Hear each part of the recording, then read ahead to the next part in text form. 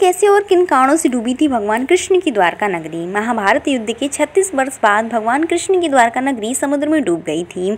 इसके पीछे 2 कारण माने जाते हैं। महाभारत में पांडवों की विजय हुई और कौरवों का नाश हुआ। इसके बाद जब युधिष्ठिर का हस्तिनापुर में राज तिलक हो रहा था, उस समय भगवान कृष्ण वहाँ मौजूद थे। तब कौरवों की माता गांधारी ने भगवान कृष्ण को महाभारत युद्ध का दोषी ठहराते हुए भगवान कृष्ण को श्राप दिया कि अगर मैंने अपने आराध्य की सच्चे मन से आराधना की और मैंने अपना पतिव्रता धर्म निभाया है, तो जिस तरह मेरे कुल का नाश हुआ है, उसी तरह तुम्हारी आंखों के समक्ष ही तुम्हारे कुल का भी नाश होगा। कहते हैं इसी श्राप की वजह से भगवान कृष्ण की द्वारका नगरी पानी में समा गई थी। और द्वारका नगरी के समुद्र में डूबने की दूसरी वजह भगवान कृष्ण के पुत्र सांब को मिला श्राप माना जाता है।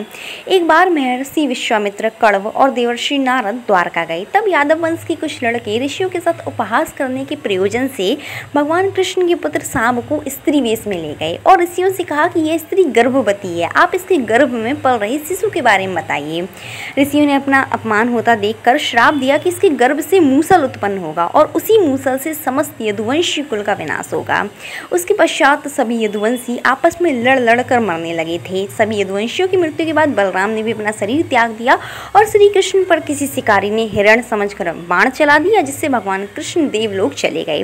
उधर जब पांडवों को द्वारका में हुई अनहोनी का पता चला तो अर्जुन तुरंत द्वारका गए और कृष्ण के बचे हुए परिजनों को अपने साथ इंद्रप्रस्थ लेकर चले गए। इसके बाद देखते ही देखते पूरी द्वारका नगरी रहस्यमयी तरीके से समुद्र में समा गई। अगर आपको मेरी जानकारी अच्छी लगी हो तो कमेंट में जय श्री राधे कृष्ण लिखना ना भूलें।